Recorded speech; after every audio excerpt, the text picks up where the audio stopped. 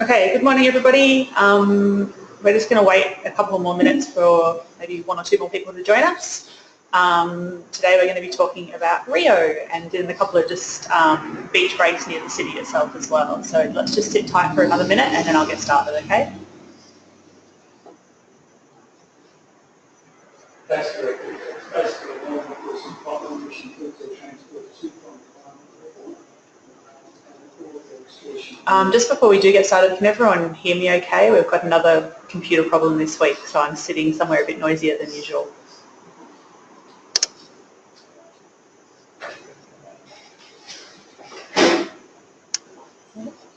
If you can hear me, just someone please say yes so I know. Yep, great, thank you.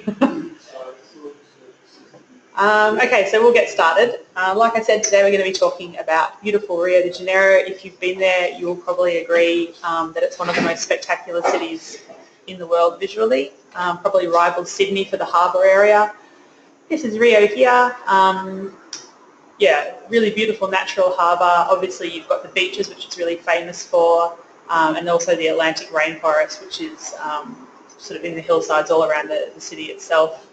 The city actually is on both sides of the bay, so this is the side that most of you will be familiar with, Copacabana and Ipanema, and then on the other side of Guanabara Bay you've got Niterói and so on over here as well. Rio is probably one of the best connected cities in South America. You've obviously got direct flights from many cities within South America. Most of our clients tend to connect through from Santiago coming across from Australia, but there's also direct flights from Buenos Aires, from Lima, Bogota, Montevideo, and then obviously a whole lot of cities in the USA and from Europe as well. So really easy to fit into any kind of itinerary. Brazil is obviously a huge country, slightly bigger than Australia in terms of landmass. So in terms of overland transfers, there's not a huge amount of connectivity. But definitely the beach breaks that we're going to talk about, Paraty and Buzios, are both reachable by overland transfer, and probably the only other place that would be considered as part of a general itinerary would be Ouro Preto, which is about 6 hours. That would be a pretty comfortable drive, 6 hours overland to this region here near Belo Horizonte. Main attractions in Rio, obviously everyone will know Sugarloaf Mountain, reachable by 2 different cable cars. This makes a really nice half-day tour. Sorry, a big truck just went past. This is a really great half-day tour. We quite often like to do it at sunset because you get these spectacular views as the sun sets over the city, but in the morning it's equally as impressive, and even on a day that's not particularly clear, it really is spectacular. And up at the top here you've got you know, a plate like a little cafeteria, so you can have a coffee or a cocktail if you go up at sunset, and that's a really fantastic introduction to the layout of the city and yeah, just the spectacular natural beauty. Next most famous attraction was obviously Corcovado. This is the Christ the Redeemer statue, which I'm sure everybody knows about. 90% of our clients go up by the cogwheel train. So that's this little cute train here, takes you up through the Atlantic rainforest to the base of the statue here, and this really gives you a sense of just how enormous it is. You can see these tiny little people at the base here. The views are absolutely amazing, 270-degree views of the bay, and then the forest behind as well. So that's another really fantastic half-day tour. You can also combine Sugarloaf and Corcovado into one full day. So it just sort of depends on how much time your clients have in Rio and whether or not they like to be busy for a whole day or perhaps split it over 2 halves. Another option for getting up to Corcovado is to do the hike that starts in the Botanical Gardens in Rio. It's only 1.5 hours. It's reasonably strenuous because it is climbing pretty much the whole time, so only for fitter or more active clients, that one. In addition to the 2 most famous sites, Rio actually has a huge number of really great art and other museums. There's the Maracanã Stadium, which you all know from the Olympics, and this is the biggest soccer stadium in Rio, absolutely filled to capacity for games, and they do really interesting tours, much like the MCG tours that we do here in Melbourne. So that's a must for sporting buffs. And then for the museums, you've got the Modern Art Museum in Niterói. That's this kind of spaceship one here. designed by Oscar Niemeyer, who's probably Brazil's most well-known architect. And then these two were recently constructed for the Olympics as well. You've got another art museum. This is in the new kind of, they've revitalised the waterfront area in Rio, so there's the art museum there. And also the Museum of Tomorrow. And this is kind of a science and technology type museum. The building is pretty spectacular, even just looking from the outside. And then inside, it's, from what I understand, is quite a hands-on kind of, interactive science museum. You've also got some more kind of outdoor activities people can do. The botanical gardens are really worth a visit. We do half-day tours out to those. You've got this nice Avenue of the Palms as kind of the entrance walkway. They've got a huge selection of Latin American and international flora and fauna, but it's really good to get a sense of the type of flora that you find in Brazil. They've got the huge Amazonian Victoria Regia lilies, so that's really worth a visit. Santa Teresa is sort of the Bohemian district up in the hill area, and there's a couple of really nice hotels up there. There's a 5-star hotel which we've included in the slide demonstration, and then also another kind of 4-star boutique alternative which is just opened. So Santa Teresa is a really good place to put clients who've perhaps been in Rio before. If you've got someone who has 3 or 4 nights in Rio and then perhaps goes off on a cruise and comes back, I think Santa Teresa is a really interesting place to stay, just a little bit different rather than being on the beach for the whole time. Also just a really nice neighbourhood to walk around, a lot of galleries and cafes and so on up there. Favela tours are also very popular. They are just done as part of a half day. They do like a jeep tour, so you'll be with maybe 4 or 6 other tourists, and they take you up into a couple of the chosen favelas and show you. A lot of them are kind of focused on social transformation and how the tours are helping to lift the quality of life of people living in the favelas. Also the views from up there are pretty spectacular. And then you've also got Petropolis as well. So this was a 19th century summer house for the Brazilian aristocracy, and it's named after the last emperor of Brazil, which was Pedro II. It's about 70 kilometres from Rio, so it's a reasonable drive out of the city. Carnival is pretty much Rio's biggest party. It can be a little bit complicated for people who've never sold it before, so I've sort of tried to include here the main facts of what you really need to know. Essentially, it's a 5-day event with the 2 main parades taking place on the Sunday and the Monday. Prices in Rio, obviously, over these times go up a lot, and the hotels will all apply a minimum night stay, usually of 3 to 4 nights. Some of the 5-star hotels occasionally apply 5-night minimum stays, but 3 or 4 nights is the usual. So we can offer your clients grandstand seating in Sector 9, and that is this sector here.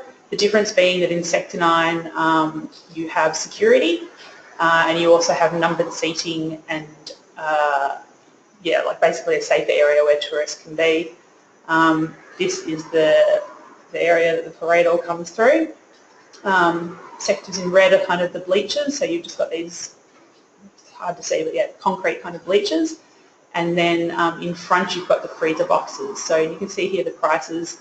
If you're going to pay $400 per person for a seat, I think it's really worthwhile bumping up and going for one of the freezer boxes. That gives you seats right down in the front row. There's just 6 people per box, so it's a little bit more intimate. You've got a little bit more space, and that's a really awesome way to experience Carnival. In addition to going to the Samba Parade, it's also really worthwhile attending one of the block parties, which is they're kind of smaller events in different neighbourhoods, and they're still ticketed. You know, it's still an assigned area, but it's a bit more, it feels a bit more spontaneous and more of a street party type thing. You've also got the option to participate in the parade, so that involves getting to Rio a little bit earlier, and you'll need to be, obviously you need to be assigned a costume, and you have to go along and learn some of the moves and try with your costume on. So that's really, really fun, but obviously it does require a little bit more time just in terms of when you have to arrive into Rio and so on. Typical Carnival package looks something like this. Our operator includes all your transfers and touring for the duration of the time. Generally speaking, passengers will have obviously the normal touring, so the Sugarloaf, Corcovado, And then we also include these things like the block party.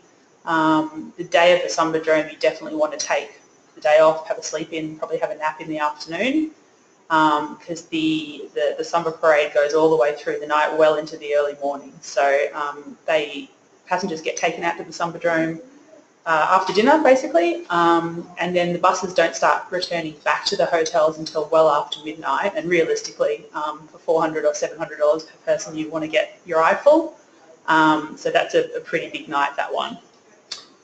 We can also include things like cruises out onto the bay, or passengers might just like to have this day at leisure, so really up to you. And these are the rates that were based on current prices and the current exchange rate. So as you can see, it's not a cheap package, but it's definitely a once-in-a-lifetime experience, so well worth it if passengers are travelling over those times.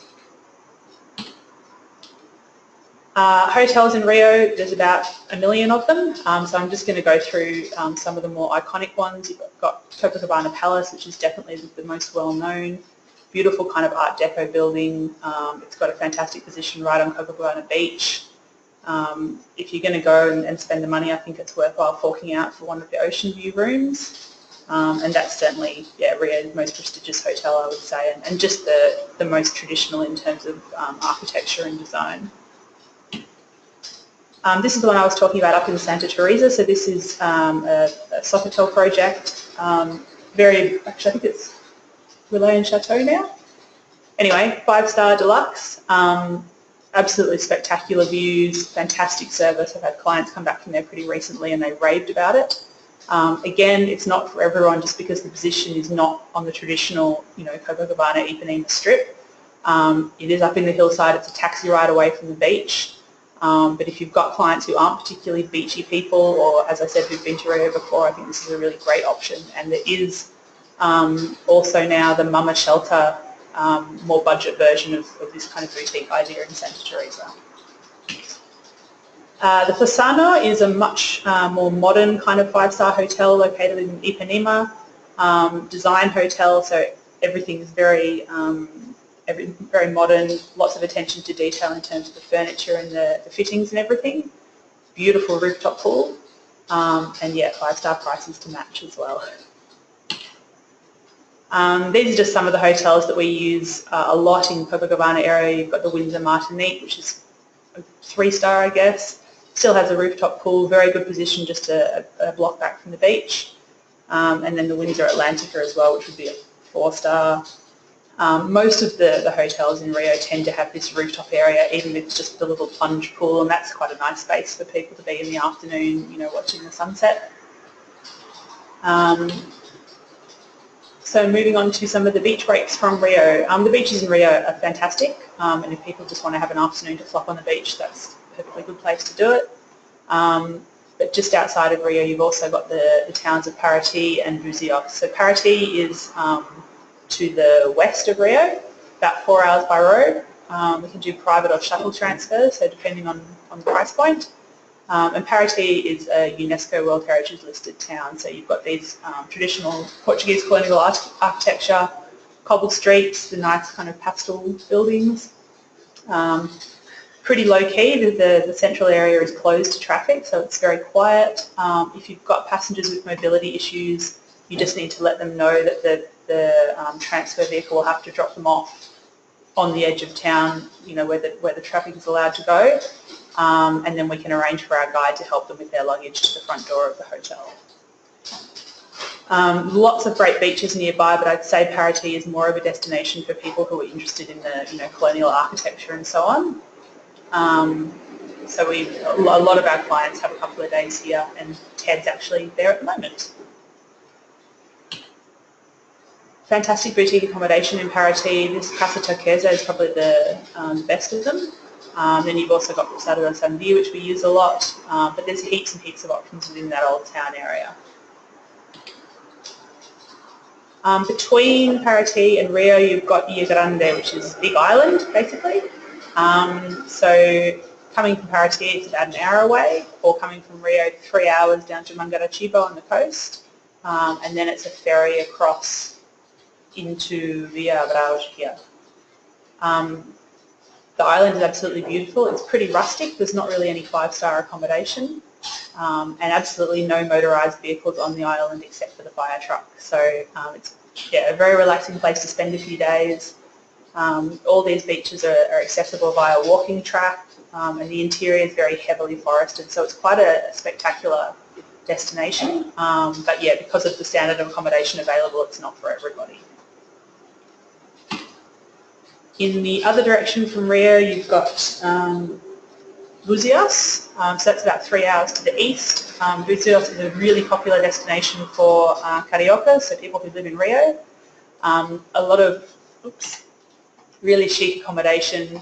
The Buzios is actually on a peninsula, so you've got, they say, 17 beaches, loads of little beaches all around the peninsula. Very upscale dining and kind of boutique shopping options. And yeah, over New Year's and Carnival or any kind of Brazilian holiday period, this place goes absolutely berserk. So they've got minimum night stays as well. So that is it for Rio and surrounds. It was kind of quick, sorry, but there's a lot to cover. So if anyone has any questions, you can just type them in now and I'll try and answer them. And otherwise, if there's anything that you wanted to ask us that is not related, you can always email it through and we'll try and get back to you as quick as possible.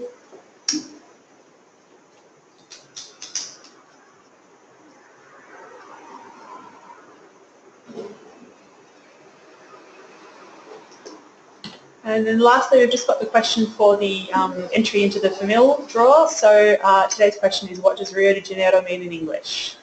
And with the power of Google, you should all be able to answer that very easily. So send your answers through to contours@contourstravel.com.au and you go into the draw to win a spot on the Famil to Ecuador. Thanks again for joining us today, and yeah, we'll see you next week. Something for Brazil, I can't remember what, sorry. Thanks again, and enjoy your weekend. Cheers.